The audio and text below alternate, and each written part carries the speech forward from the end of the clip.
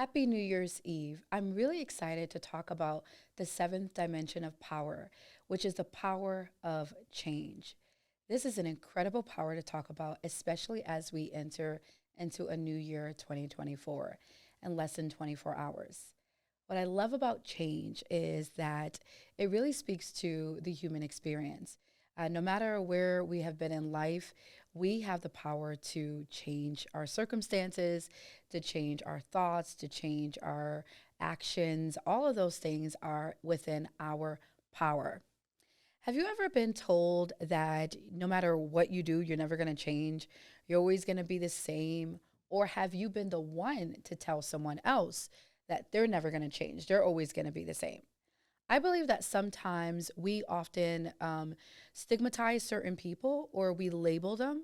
And some of us have often been victims of being labeled, of being stigmatized, and being told that we're always going to be a certain way. But today, on this episode, we're ripping those labels off of us. We're ripping off people telling us that you're always going to be this way. And we are going to find our new selves, especially in this new year.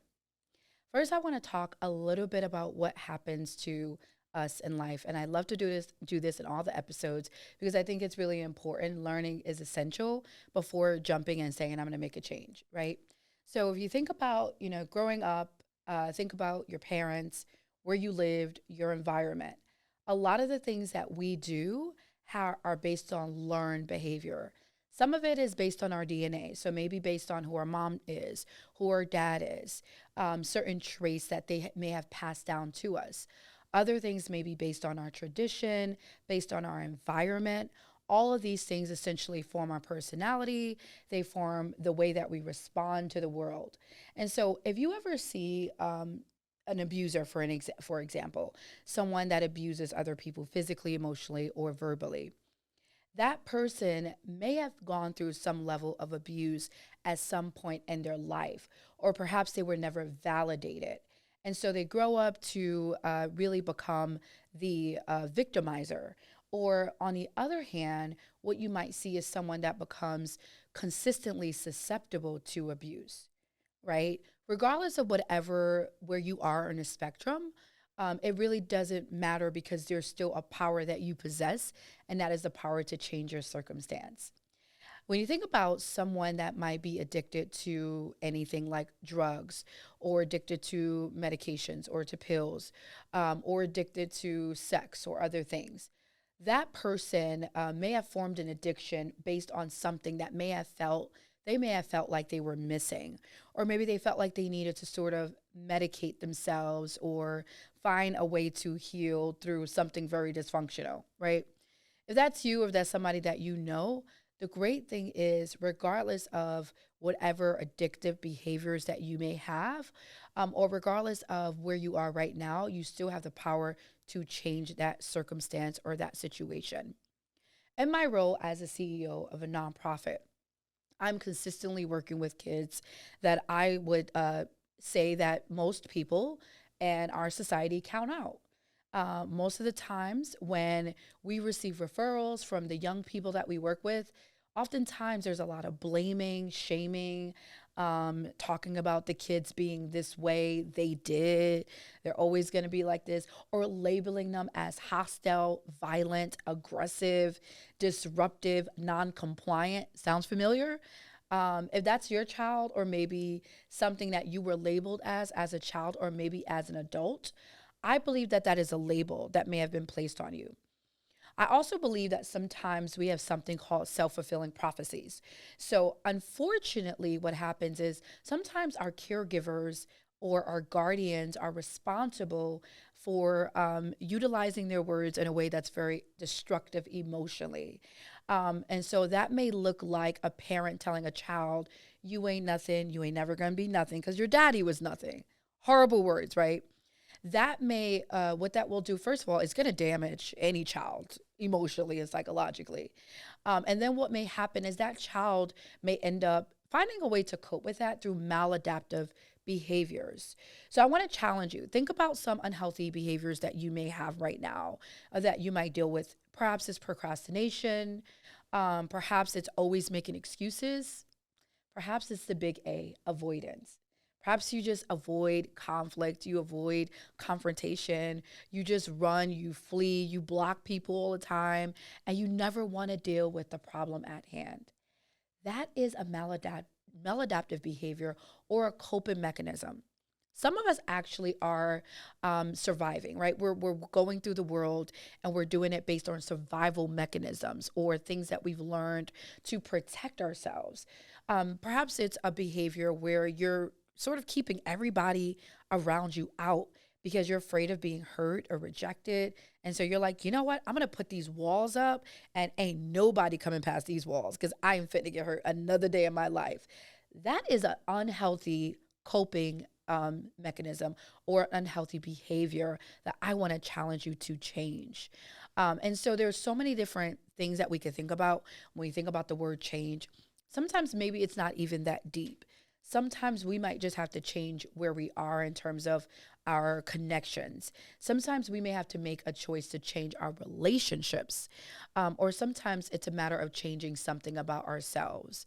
But as we're really taking inventory right now and doing this together, I want you to think about what are the areas in your life that you really need to change that you definitely don't want to go into the new year with.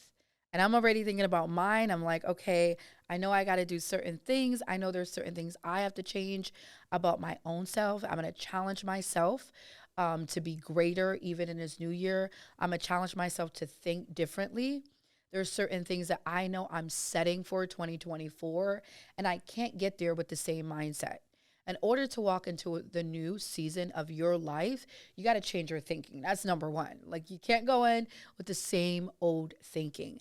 If you do that, you might actually mess up what you're trying to accomplish and what dreams you're trying to achieve. So, what I want to challenge you to do is change your thinking.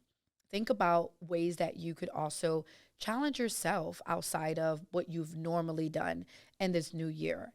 And if you set goals and if you set visions for this year, how are you going to achieve that? What are you going to change to make sure that happens? How are you going to activate the power of change so that you can live the life of your dreams and live the life that you want? Now I'm going to take a step back.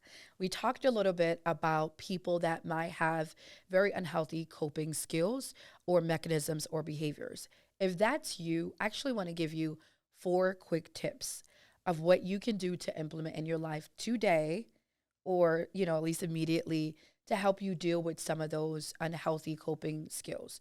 Most people think that let's say people that commit a crime want to be criminals or want to commit a crime, or people that are in prison deserve to be in there because that's their fault and that's what they wanted to do. When in reality, not everyone wants to be bad. Not everyone wants to commit crimes. Not everyone wants to be difficult or non-compliant or aggressive. Not everyone want to be addicted to drugs. Some people really want, they want help and they want to change. They just really don't know how to do it and where to start. Or perhaps they just feel intimidated by it. This is the first thing that you have to do. Here's number 1. You have to recognize that something happened to you or that something is happening that requires change. If you never get to the place of realization and recognition, then that means that you're never going to get past any other steps. Like, you have to start, number 1, at a place of recognition and acceptance. Now, I acknowledge that that's not an easy place. That's scary because that means you got to come face to face with your own self. You got to look yourself in the mirror and say, girl, boy, you got a problem. You have an issue. We have an issue. And we need to pull ourselves together to really start to deal with it. Most people avoid dealing with themselves and they go through life in their 40s, 50s, 30s, 20s, 60s, and sometimes older than that. And they've ran their entire lives from themselves. Don't let that be you. I want you to really recognize what areas in your life do you need to change. Come to realization and recognition of those areas. And I want us to do that together. This is very powerful. Number 2, you can't change without a community. You need a community of support. You need a support system. So whether that be your mom, your dad, your significant other, your best friend, your colleagues, your coworkers, a church, or another community of support, Get connected, because it's going to be very hard to try to make changes on your own without people holding you accountable. This is extremely important because I truly believe that we all need each other and that we're all placed on this earth because we cannot fulfill purpose alone. It is impossible. You need other people, period. So if you don't like people, you're going to have to deal with that. That may be something that you need to change. Find your community of support. Who are the ones that love you? Who are the ones in your life that have your best interest at heart? Who are the ones that you can go to that won't judge you, that you can talk to in a candid way and say, I have this problem. I need your help. Who are those people in your life? I want you to think about who they might be. And number three, professional help. Depending on what you need to change in your life, as I mentioned, if it's an addiction, then you need professional help. If it's something like depression, you might need a therapist. If it's something like, paranoia or anxiety or those things, you might also need a therapist. So depending on the type of change that you need to make, you might need to seek professional help for it. And most people, when they hear that, they feel like, oh, that's a label. I don't want to be a part of that. But it's not. When you're not feeling well, where do you go? Hopefully to the doctor, right? Because they're a specialist in making sure that you're physically and medically well. And so there are other types of specialists that exist in our world, in different industries that make sure that you're well and that you can get through certain things in life. And so I do encourage therapy for anybody that's ever gone through any type of trauma. Even if you feel like you've gotten over it, do it, please. Because there are some things that are undealt with that you'll begin to confront that will really help you. Sometimes people have tried to change, and I want to acknowledge that. Maybe you have tried to change and it didn't work and you regressed or you went back to the same habit. Maybe it's like a relationship cycle that you keep going through and you're like, why do I end up in these horrible relationships? Why do I always end up being fired? Like, why do I start something and I never finish it? That might be something is speaking to you, right? Your heart, your emotions. Something has happened. Don't ignore that. Really tap into it and try to understand what is it that's going on and how do I really start to reflect and do some inward work to come to realization that I need to make a change. And lastly, I'm going to say faith, and that's helped me in every area of my life. My faith has helped me to make tremendous change in areas that I never thought or imagined. Some places in my life, just be so real with you, I honestly never thought I would get out of. I was like, I'm always going to be this way. I'm never going to get over this. And it took my faith. Faith is so powerful. When you couple faith, when you tap into your faith, whether it's faith in yourself, faith in God, it actually starts to really help you sustain that change so that you don't regress back into certain unhealthy behaviors. So those are some techniques that you can utilize. And as we're going into this new year, I want to challenge you to recognize that you have the power to change. So if you're not happy with where you are, as I would often say in my episodes, you can take back your personal power. Activate the power of change. And it doesn't work by itself. We talked about other powers in prior episodes. You might have to utilize those powers too, right? You got to use multiple powers. But the great thing is that it exists inside of you.